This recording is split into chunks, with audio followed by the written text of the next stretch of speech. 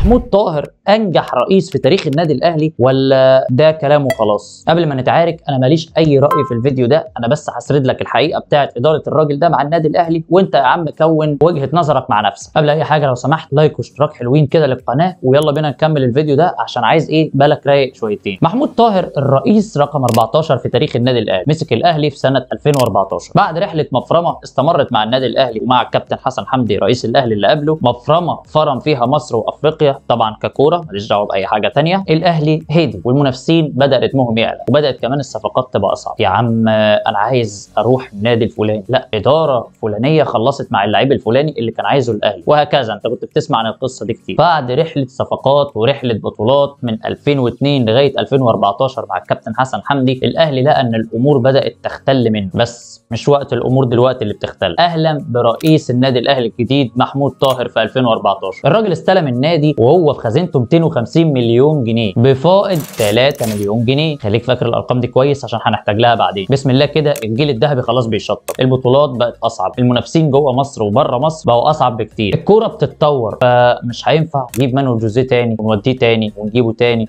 القصه دي ما بقتش ماشيه عشان يلحقنا في الدوري زي ما لحقنا في 2011 مثلا. المهم الاهلي في الفتره دي خلص 3 بطولات مهمين، الدوري من سموحه في 13 14 ساعه يعني ما كان معمول دوره رباعيه ما بينه وما بين الاهلي، وتقريبا ما بينه وما بين متروجيت القصص اللي انت شايفها دي، اهلي زمالك بتروجيت سموحه على ما اتذكر، ويكسب كونفدراليه 2014 بهدف متعب الشهير، ويكسب السوبر المصري بركلات الترجيح في استفتاحيه كده ايه الولايه بتاعت كابتن محمود طاهر. ده بعد ما كان الاهلي خسران فارق ركلتين ترجيح، وبعد كده كوفي ضيع، والقصه الشهيره اللي انت عارفها. يعني بالصلاه على النبي كده تقدر تقول 3 بطولات من اصعب البطولات اللي دخلت خزينه النادي. وبسم الله الرحمن الرحيم موسم 14 15 يبدا، ومجلس اداره الزمالك تحت قياده مرتضى منصور بينتصر على الاهلي في اكتر من موقعه في حوار الصفقات ده. ايمن حفني، خالد قمر، معروف يوسف، احمد دويدار، وغيرهم يعني افتكر تقريبا 14 15 صفقه الزمالك عملها. الزمالك جدد نفسه بشكل ما يتصدقش، ولا الفيديوهات بتاعت ناشونال جيوغرافيك اللي الافعى فيها يعني بتسلق جلدها كده علشان تغير الجلد بتاعها. شايف الامثله؟ في حين ان الاهلي كان بيحاول ان هو يتعايش في ما بعد الصدمه وما بعد خلاص بقى الجيل الذهبي بتاعنا بينتهي. ابو تريكه في 2013 بعد خلاص كده كابتن بركات، بعد كده متعب، بدات العظمه تكبر زي ما بيقولوا. احنا مش هنقعد بقى نستنى بقى مع الناس دي طول عمرنا، يعني سنه الحياه التجديد صح. مع المدرب جاريدو ده قصه لوحده، يعني في ناس لغايه دلوقتي بتكرهه وفي ناس بتحبه، فليه حلقه كده بسم الله الرحمن الرحيم بعدين مش وقته خالص يعني. ولكنه ما كانش افضل خيار موجود للاهلي يعني وقتها، خصوصا في الوقت اللي زي ده. يعني بالتماس العذر كده الاداره لسه جديده، حتى لو فيها كوادر عندها خلفيه عن الموضوع، فقصه الصفقات دي مش هينفع تحاسب عليها كده الاداره من اول سنه. فطبعا الاهلي خسر الدوري وخسر الكاس لصالح نادي الزمالك، تقريبا خسر الدوري فارق 6 نقط افتكر، وخسر الكاس 2-0 الماتش بتاع باسم مرسي اللي جاب فيه جونين في الاهلي. طب وفي افريقيا لا وحش، الاهلي ما كانش بيتاهل لافريقيا اصلا وقتها، يعني تقدر تقول كده كان بيخسر في مرحله ما قبل المجموعات يعني.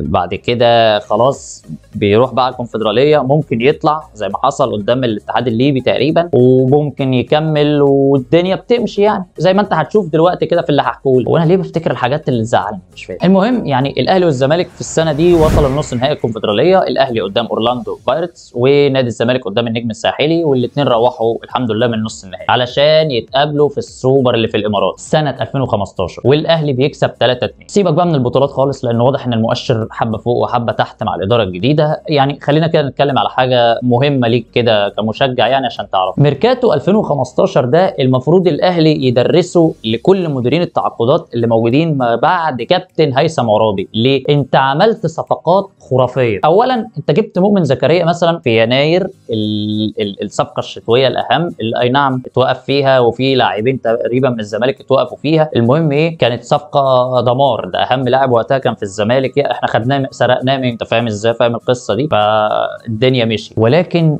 الاسطوريه هنا مش في يناير، الاسطوريه هنا في الموسم نفسه اللي بعد كده. النادي الاهلي معلم خطف ايفونا، الاهم الصفقه الاهم في كارير كابتن محمود طاهر وكابتن هيثم عرابي. ليه؟ اولا لان دي صفقه اقتصاديه من الفئه الاولى كده، بسم الله الرحمن الرحيم. احنا شارين اللعيب ده بمثلا دلوقتي مثلا $1,000,000، فاحنا عاملين تارجت ان احنا لما هنيجي نبيعه هنبيعه باضعاف المبلغ ده، وده على فكره اللي حصل، بس ما تسبقش الاحداث. جبت جون انطوي الهداف التاريخي لكل اللعيبه الاجانب في الدوري المصري. جبت احمد الشيخ المتالق طبعا مع مصر المقاصه، جبت صالح جمعه، جبت محمد حمدي زكي. انت عملت ميركاتو عبقري على المستوى الفني، عبقري على المستوى الاقتصادي، وهتفهم ليه بعدين. وليه بعدين؟ خليها دلوقتي. الجيل بتاع المقاصه المحترم ده اللي كان شوكه كده في حلق الاهلي والزمالك وقتها في الدوري او في اي بطوله، لازم تعرف ان كل اللعيبه اللي جت النادي الاهلي اتباعت بعد كده بملايين اقول لك ايه عمله السعوديه، ملايين الريالات عشان تبقى فاهم. يعني مش عارف اعاره صالح جمعه فين، مش عارف عمرو مرعي فين، مش عارف هشام محمد فين، وميدو جابر فين. يعني خلاص انت بتتكلم فعلا عن الاهلي اشترى اللعيبه واللي ما نفعش خلاص باعه برده بملايين،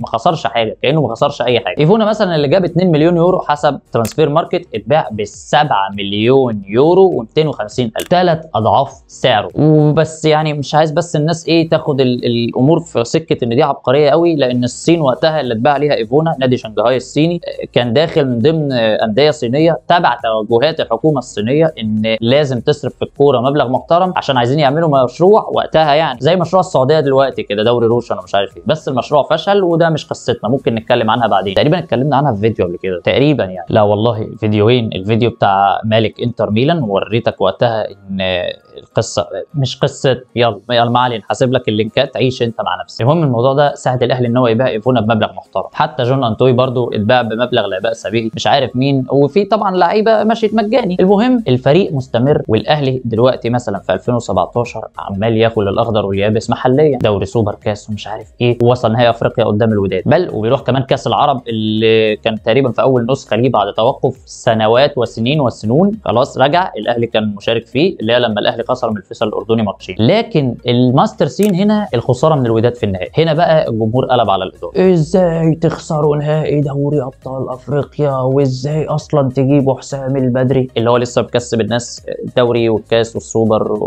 وفارم الزمالك في الدوري والكلام ده، فاهم انت؟ فاكر انت اللي حكيته لك. المهم في نوفمبر 2017 وفي نفس الشهر بتاع النهائي سبحان الله اللي الاهلي خسره ده من الوداد، خلاص رحيل كابتن محمود طاهر ومجلس ادارته لصالح الكابتن محمود الخطيب، والاثنين هنوا بعض. القصه مشيت، بس وجب ان احنا نفكر الناس بحاجه. الفريق مع مجلس الاداره بتاع الراجل ده كسب 14 بطوله، 14 بطوله في كره القدم. كان عامل اعلى عقد رعايه في تاريخ الكره المصريه مع فريق ب 231 مليون مع شركه صله اللي انت فاكرها. باع البث الفضائي للنادي الاهلي ب 40 مليون جنيه، عقد مع شركه سبورتا سنوي ب 5 مليون جنيه، افتتاح اكاديميات وافتتاح فروع والتعاقد مع بنك مصر، قصه كبيره قوي. المهم ان هي انعشت خزينه النادي بشكل محترم. بقول لك يا وحش، هو انا كنت بقول لك استلم خزينه النادي ب 250 مليون بفائض 3 مليون ربح، صح؟ تعالى بقى اسمع كده الرقم اللي الراجل ده سلم الخزينه بتاعت الاهلي بعديه وهو فيه مليار و13 مليون جنيه. تخيل انت الرقم اللي استلمه ايه وعمل ايه وجاب ايه، ودلوقتي احنا بنتكلم في رقم عامل ازاي، رقم غبي، رقم صعب قوي يعني ما تتخيلوش. الاداره دي الصراحه حسب البحث بتاع الواحد ما قصرتش لا اقتصاديا ولا على مستوى فريق كره القدم. يعني راجع ارقام الاهلي وقتها وكسب كام دوري معاه وعمل ايه، مفيش بس غير الناس هتفتكر الدوري اليتيم اللي خسره الراجل في اول موسم ليه. هل انا كده مثلا برمي ان اداره الاهلي الحاليه سيئه؟ انا ما قلتش كده وحاشا لله، انا بقول لك بس شويه مفردات ان انت ما ينفعش تحط الناس بشغلها في جانب سوداوي من غير ما تشوف الحقائق بشكل اكبر يعني، وتحط الامور في سياقها الصحيح. محمود طاهر عمل اللي عليه وزيادتين 3 4 كمان في التمهيد للاداره اللي بعديه لطريق النصر وطريق البطولات اللي الاهلي دلوقتي فيه. ما ينفعش ان احنا نشيل الراجل كده من الحسبه ونقول والله اصل الفريق خسر دوري وقتها، ده باع اللعيبه وساب الفريق وعمق الفريق والكلام ده كله. لا، بص الامور بنظره اوسع، وربنا وحده يعلم لو الراجل ده كان كمل ولايه كمان كان ودى الاهلي فيه. بس